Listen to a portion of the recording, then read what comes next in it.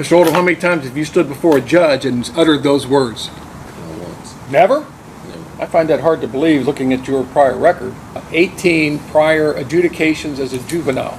For a 19-year-old to have that many adjudications as a juvenile, and then as soon as you turn 18 and become an adult, you are immediately in my court on two separate indictments.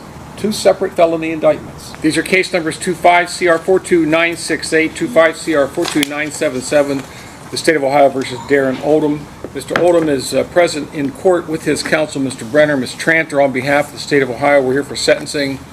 There was a pre-sentence investigation that was prepared. Has everyone had an opportunity to review that? Yes, Your Honor. Yes, Your Honor. Anything on behalf of the state?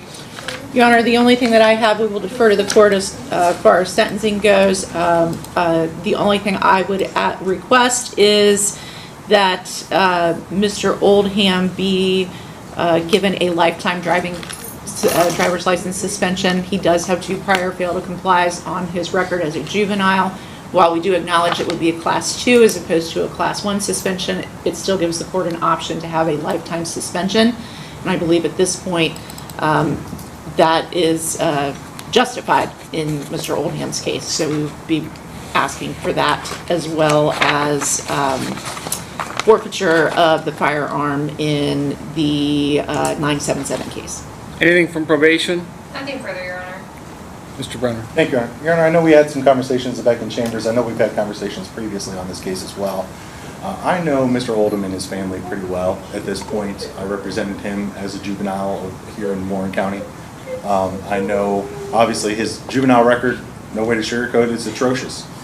He is still just 19 years old. He is 4 credits shy of graduating high school. He's indicated that he should be able to get that finished up in the next couple of months. That's a goal of his. He wants to be a businessman, Your Honor. And I will say, I think this is a situation where, unfortunately, he faced 0 consequences as a juvenile. And I think that led him to continue those bad decisions after turning the age of 18. I can say, based on my conversations with him and interactions with his family, I think 92 days is the jail time credit total. I think that those 92 days were a wake-up call for Mr. Oldham. That's by far the most time he's ever been incarcerated. Following that, he was on a GPS monitor from November of 25 until May the 14th of this year. And, Your Honor, while he was arrested in Greene County, my understanding, first, that case was dismissed, and my understanding is that warrant was from January 26, and the offense itself predated either of these incidents. I would ask the court to consider placing Mr. Oldham on a maximum period of community control with a significant amount of suspended time, and to give him the opportunity to show the court the kind of person that he is. Obviously, again, we have a number of prior adjudications, and then here we are in adult court, but he is still just 19 years old. He turns 20 in November. I know he's an intelligent young man, he's a thoughtful young man, and I think, unfortunately, he has, again, been with the wrong crowd and made bad decisions, which isn't to escape accountability. He's here because he entered pleas on both of these case numbers. But I did want to just kind of address that with the court, the fact that I know both he and his brother have been in trouble. And I think it was a product of the environment more than anything, because I know his mother, and his mother is not the kind of person who would, I guess, allow her children to get into trouble if it were up to her. I know we had some discussions back in chambers. I wanted to clarify, his mother, in fact, her husband's in the Air Force. She moved to Colorado. My understanding is the intention is to relocate there for an ongoing period. I've spoken with Jerron.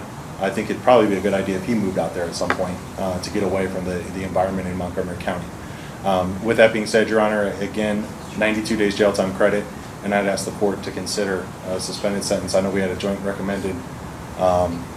recommendation of probation in this case.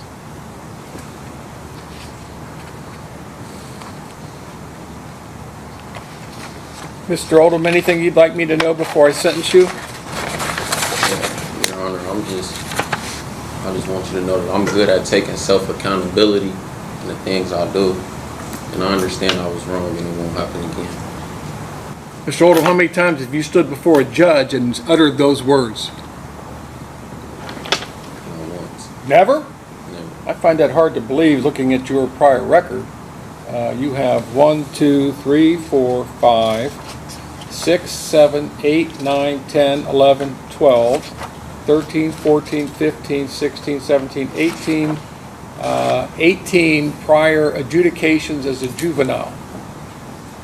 And we're talking pretty serious offenses here. We're talking felony receiving stolen property, several obstructions, a breaking and entering, carrying a concealed weapon, another breaking and entering, a grand theft, theft of motor vehicle, a burglary, another breaking and entering, 2 failure to comply, which is the offense you're in front of me for, another grand theft of an auto, felony receiving stolen property, and then there's is that a third failure to comply?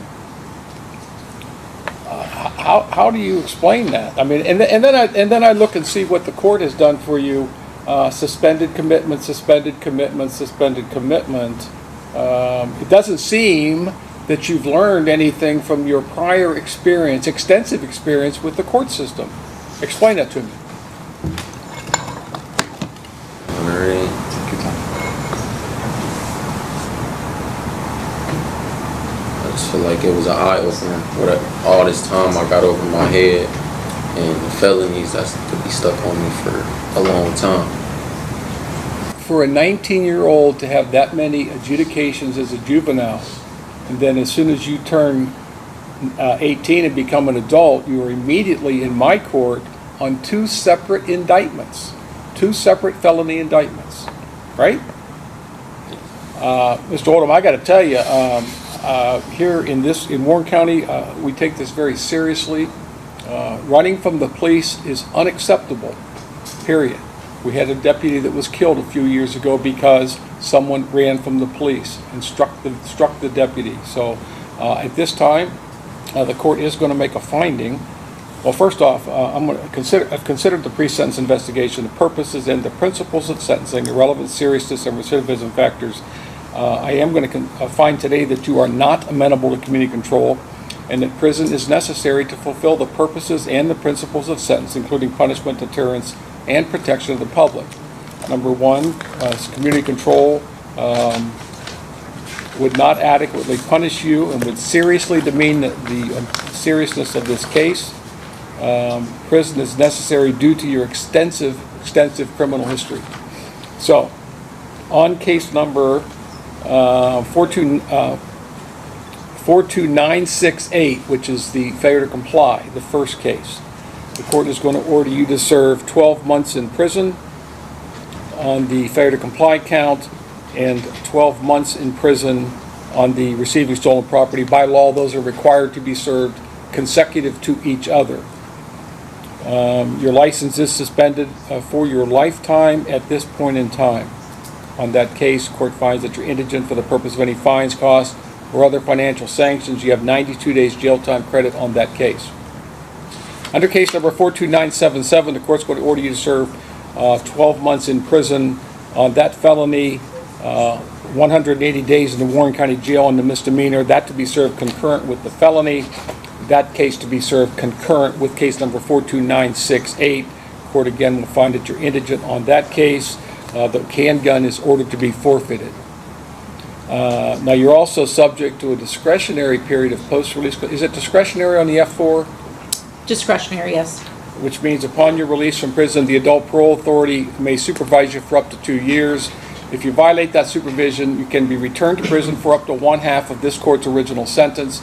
If your violation is that you commit another felony, you can be returned to prison for 1 year or the period that you have left on PRC, whichever is longer. That time would run consecutive to any additional prison time that you get sentenced to. Now, there may be opportunities for you to receive up to 1 day per month for participating in certain education, vocation, or other programs sponsored by the Department of Corrections. You do have a right to appeal the court's decision of your sentence to the 12th District Court of Appeals. If you want to appeal, you must file your notice of appeal within 30 days of today's date. If you can't afford to pay for the transcript or anything necessary for your appeal, including an attorney, that can all be provided to you at no cost. Now, one more thing. I want to get your attention, sir. You understand what I'm saying? I don't think whatever has happened to you in the justice system before this has done you any good at all. So I'm trying to get your attention now. I will consider a motion for judicial release after you've served 6 months in prison. and put you on community control. Now, a condition of that is that I will not consider it if you go up to the institution and you get involved with the gang or you start breaking the rules of the institution. I'm just going to say no, and you'll serve out your time. But I want to give you an opportunity. I want to reach out and help you, but you're not getting the message so far. But I do want to still give you that hope that I plan on doing this down the road. Do you understand? Do you have any questions for me? All right, there's a deputy standing directly behind you. At this time, you are remanded into the custody of the Warren County Sheriff's Office for transport to the Department of Corrections.